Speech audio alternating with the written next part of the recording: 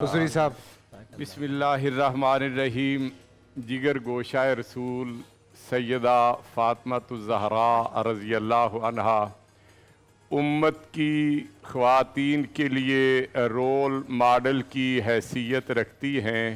اگر کوئی بیٹی ہے تو اس کے لیے بھی، اگر کوئی بیوی ہے تو اس کے لیے بھی، اگر کوئی ماں ہے تو اس کے لیے بھی۔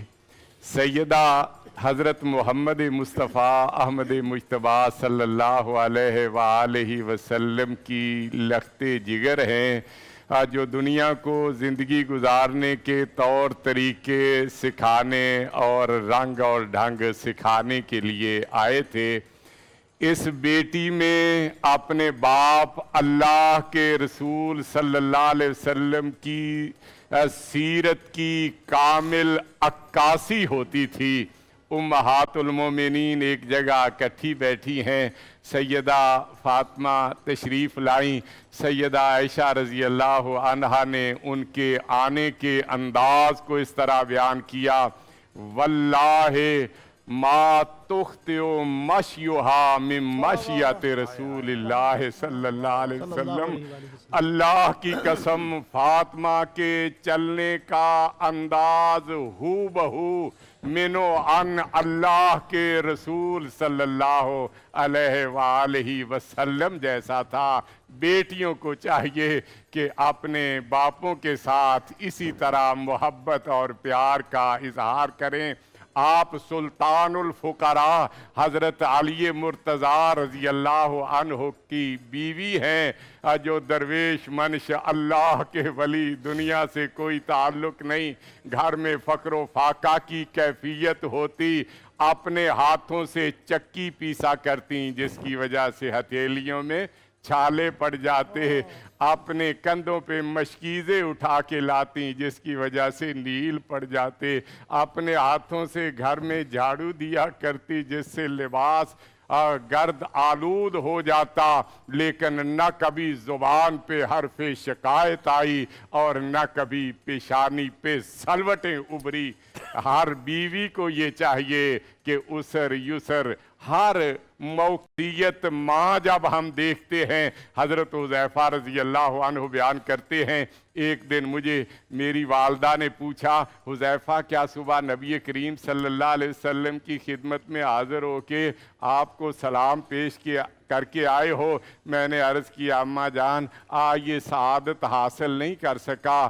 فرماتے ہیں فنالت منی، والدہ مائسہ مجھ سے ناراض ہوئیں، مجھے سخت سست کہا۔ میں نے کہا امی جان میں ابھی آپ کی خدمت میں حاضری دیتا ہوں۔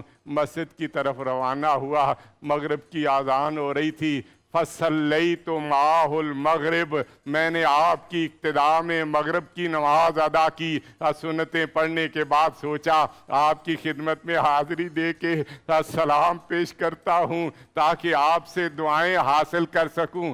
آپ نے سنتیں ادا کی، نوافل پڑھنا شروع کیے۔ عشاء کا وقت ہوا، عشاء کی نماز سے جب فارغ ہوئے تو مسجد نبوی سے نکل کے حجرہ اقدس کی طرف روانہ ہوئے۔ میں بھی آپ کے پیچھے پیچھے چل پڑا۔ آپ نے قدموں کی آہٹ سنی تو پوچھا من ھذا، کون ہے؟ پھر خود ہی فرمایا کیا تم حذیفہ ہو؟ میں نے عرض کیا جی میں حذیفہ ہوں۔ فرمایا قد غفر اللہ لک ولأمک، اللہ تمہیں اور تمہاری والدہ کی مغفرت فرمائے۔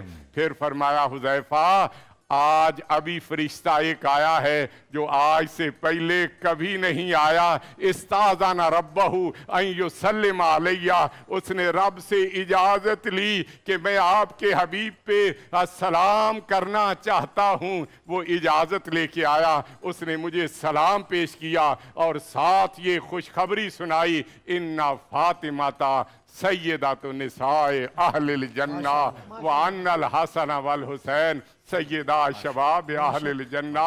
فاطمۃ الزہراء رضی اللہ عنہا جنتی عورتوں کی سردار ہیں۔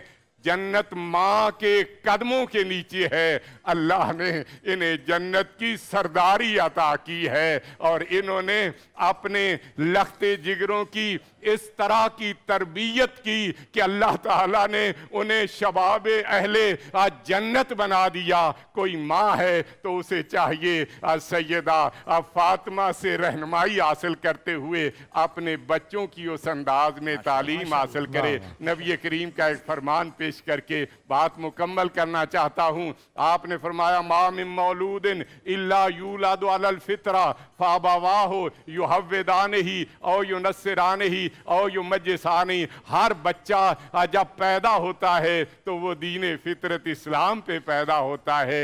फिर उसके माँ बाप का किरदार शुरू होता है। अब वो उसे मुसलमान बनाए, ईसाई बनाए, यहूदी बनाए या आतिश परस्त मजूसी बनाए। तो सैयदा फातिमा ने इब्तिदा से ही अपनी औलाद को अल्लाह के रंग में रंग दिया था। बच्चे का ज़हन बड़ा सादा कागज की तरह साफ और उजला होता है, जो रंग चढ़ा दिया जाए वही उस पर सबत हो जाता है। आज माओं के लिए ज़रूरी है अब वो अपने बच्चों को इब्तिदा से ही अल्लाह के रंग में रंग दें। अल्लाह फरमाते हैं सिबगतल्लाह वमन अहसनु मिनल्लाह सिबगा।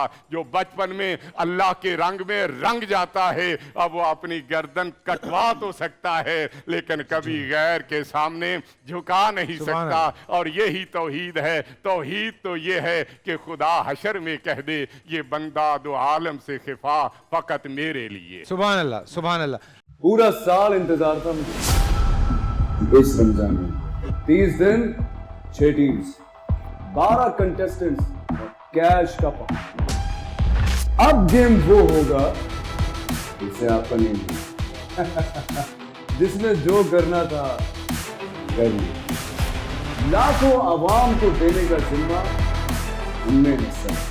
शोर गूंजेगा हर गली नुक्कड़ और दुकान। रमजान लीग बनेगी आपकी पहचान। नारा लगेगा तो पारा चढ़ेगा। गेम शो ऐसे चलेगा।